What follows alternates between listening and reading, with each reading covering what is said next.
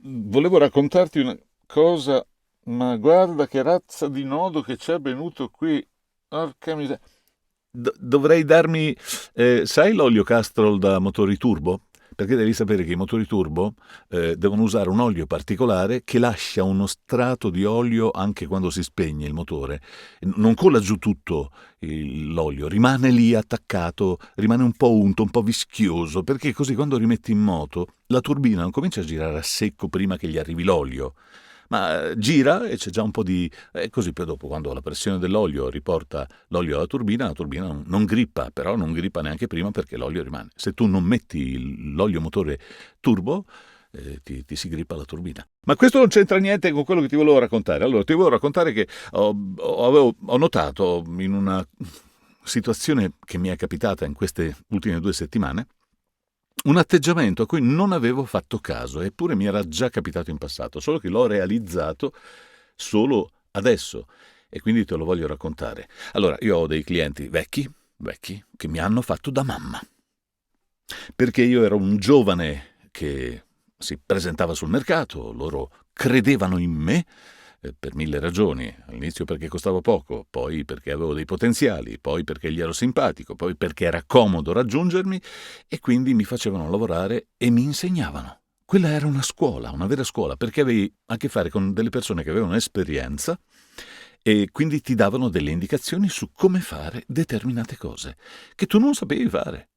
Non lo sapevi fare. E dopo lo sapevi fare, dopo imparavi, no? Nel corso degli anni ho imparato delle cose, ma loro ancora oggi, i clienti più vecchi che ho, sono in grado di insegnarmi delle cose che a distanza di anni ancora non ho ben imparato, cioè si impara di continuo, hai capito? Quindi è sempre un imparare. Ma è il loro atteggiamento ed è molto comodo. Cioè, proprio ti appoggi al direttore della sessione perché ti dà delle indicazioni. Tu non devi fare altro che seguire le sue indicazioni. Se sei bravo abbastanza, le segui le indicazioni e arrivi al punto che ti dice. A volte fatichi di più, a volte fatichi di meno. Però ci arrivi e impari delle cose nuove. Ma è comodo, è una situazione veramente comoda. Cioè, io sfrutto il mio cliente come una mamma che mi dice cosa devo fare. La mamma, sai che ti dice, si preoccupa che tu sia vestito bene, che sia coperto. Cosa fai? Esci a quest'ora senza mangiare? Sì, vado a cena. No, no, mangia qualcosa prima di uscire perché sennò poi mi ti indebolisci. Ma sto andando a cena, mangerò con gli amici. No, non puoi uscire a stomaco vuoto e ti prepara la merenda, te l'ha capito? C'è questo atteggiamento protettivo. È bello, al limite la merenda la metti in tasca, poi dopo la userai per colazione domani, ma insomma è tutto amore che cola proprio. Ma ho anche dei clienti giovani, cioè più giovani di me, sono più nuovi, ok? E il loro atteggiamento mediamente è leggermente diverso. Non tutti, ma quello di queste ultime 2 settimane mi ha colpito particolarmente perché ho realizzato 3 video. 2 erano tecnici, molto tecnici, ma ci stavo sopra perfettamente, il demo che gli avevo mandato aderiva perfettamente al progetto e quindi l'ho fatto liscio proprio, cioè 2 take, uno, il primo era buono, il secondo era per gentilezza, ma è andato benissimo. Il terzo era un po' più particolare perché c'era un'insicurezza da parte del loro cliente sulla tipo di produzione che era un po' innovativo rispetto a quello che aveva sempre fatto, quindi c'era da recitare in maniera molto più sentita, era molto più emozionale, sai, quando racconti quelle cose. Esci di casa e ti colpisce in fronte il vaso dell'ultimo piano. Queste cose in cui devi far sentire la persona coinvolta. Che dolore. Ma non è tutto oro quello che brilla. Che non so, capito, quelle cose lì. Frasi di un certo tipo, musica di un certo tipo. Musica, peraltro, che io non ho mai sentito. Non ho neanche visto il video. Cioè, non avevo un copione che mi dicesse come era il video. C'era solo il testo, che poteva essere letto tranquillamente in 1000 modi. E allora facciamo 3 demo. 3 demo da 30 secondi, diverse una dall'altra. Mi arriva la risposta. La prima è quella perfetta. Fallo tutto così finisci il lavoro. PS. Solo un po' più lento. queste sono quelle situazioni tipiche in cui dici, ma ok, più lento, ma come? Ero già abbastanza lento, però il ritmo è buono, va bene, allora lo devo rallentare un po', accidenti al mio vizio di essere veloci perché facciamo gli spot e quindi dobbiamo sempre fare tutto veloce, non teniamo i ritmi, neanche il tempo di un respiro, di lasciare che la parola si depositi nella mente della persona che sta ascoltando, sempre una parola dietro l'altra. E quindi ho preso una musica un po' cadenzata e l'ho tenuta nell'orecchio, un vecchio trucco che si usa per avere un ritmo differente, no? Tieni una musica lì. E poi ho recitato un take di questo video da 1 minuto e mezzo, di questo audio, pensando a quella musica come riferimento. Mando il file, chiaramente senza la musica, no? Mando il file e mi arriva la risposta, no, è troppo lento. Oh, porca miseria, com'è troppo lento? Non l'ho rallentato tantissimo. E dunque, se quello di prima andava bene, era perfetto, però era troppo lento, cioè troppo veloce, dovevo rallentare, questo è troppo lento, devo trovare una via di mezzo. Però la via di mezzo diventava innaturale, non riuscivo a capire esattamente come si potessero sposare queste richieste che mi stava facendo. Quindi telefono. Se io telefonavo al mio vecchio cliente, mamma, la mamma, il mio vecchio cliente, la mamma, io ti ho fatto, io ti disfo, non so se te lo ricordi la mamma, e lui mi guidava, sei lì in zona microfono? Sì, sono in zona microfono, io prendevo col telefono, arrivavo qui, e dicevo, sì, sono qui, allora te la faccio, ti faccio sentire, e poi ti mettevi lì e lo facevi, lui sentiva attraverso il telefono, senza neanche fare una connessione, proprio così, di brutto, e ti diceva, no, un po' di più, no, un po' di meno, questa è perfetta, vai, mandami quella, e tu eri già a posto, la mamma ti aveva guidato verso la giusta posizione, ti aveva parcheggiato la macchina, era tutto a posto. Invece no.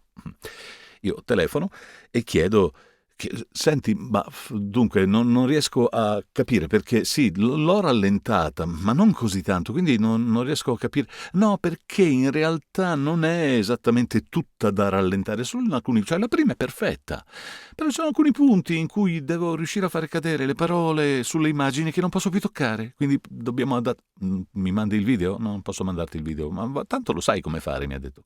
Come tanto lo sai come fare? Te lo telefono perché sono un attimo insicuro. Tanto lo sai come fare. Io non voglio farti da mamma, io non sono la tua mamma, io ti ho cercato perché tu sai già come fare. I tuoi demo vanno bene alla prima, quindi se i tuoi demo sono andati bene a me e al mio cliente, basta.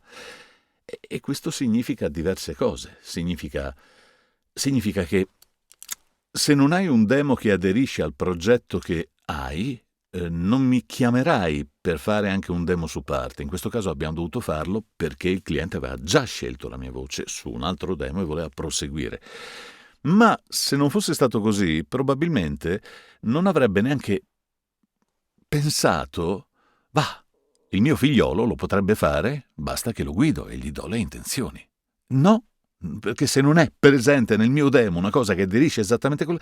E quindi questo mi fa pensare che devo realizzare più demo che appunto riescano a far comprendere questa cosa. Vabbè, questa è normale. Poi c'è la questione delle decisioni. Cioè, io a questo punto nella confusione, dato che mi ha detto sì, ok, il primo, però solo dei punti, non mi ha detto quali, eccetera, gli avrei fatto tante versioni in modo da consentirgli di saltare. Cioè non era una cosa così lunga, 1 minuto e mezzo, ok, gliene fai un po' di versioni. Mi è capitato anche con delle frasi molto più brevi di fare tante versioni, e lì ho fatto un errore, un altro errore. Perché? Perché la persona che si trova dall'altra parte non pretende da me che io gli dia tanta scelta, ma che io abbia già scelto per lui quello che è giusto. E mi è capitato anche di recente con un progetto pro bono per un amico, che io l'ho fatto così e a un certo punto ho pensato, ma qua ci sono tante frasi, non so esattamente come verrà montato, come lo reciteranno gli altri, ti faccio 3-4 versioni delle singole frasi. No, ma perché mi hai mandato tutta quella roba? Io adesso devo mettermi lì a scegliere, mandami quella che ritieni buona, una è più che sufficiente. Pensavo di aver fatto una gentilezza, invece gli ho rotto le scatole, esattamente come ho rotto le scatole a questo, telefonandogli, chiedendogli maggiori informazioni, e alla fine ho fatto una scelta un po' più oculata. Ho detto ok, allora in 1 minuto e mezzo ci sono diversi punti in cui la frase potrebbe essere allungata, facciamo così, te lo leggo tutto intero 3 volte, uguale alla 1 che andava perfettamente, ma diversi, cioè in alcuni punti rallento, ma in quegli altri no, in altri. E in questo modo lui ha avuto 3 versioni che potevano essere smontabili, reincastrabili, avrebbero funzionato e gli avrebbero consentito di dire e così ha fatto. Infatti mi ha detto no, guarda, ho preso un pezzo dell'1, un pezzo del 2, un pezzo del 3, è venuto perfetto esattamente come dovevo senza dover modificare il video perché non lo potevo più toccare. Capito? Quindi a un certo punto bisogna, come dire, farsi carico delle proprie responsabilità e dire ok, sono io che decido la versione buona. La versione dal vivo, quindi la live, diciamo, la offri, sì, ma non tutti la vogliono, perché oggi sarebbe facilissimo usarla. All'epoca, tanti anni fa, si faceva con una tecnologia piuttosto costosa, quindi lo faceva solo chi voleva effettivamente avere e ottenere quel risultato. Oggi è a disposizione di tutti. Tu penseresti, cavolo, la dovrebbero usare tutti la versione dal vivo, perché hai lo speaker dall'altra parte, hai la materia, tu puoi andare a decidere come modellare quella materia. No, no, no, la maggior parte delle persone che conosco in questo settore, la maggior parte, non tutti, la maggior parte però è così, vuole ricevere una cosa che già funziona e non vuole dirti come la devi fare. Vuole che tu lo sappia già fare. E questo mi ha dato da pensare.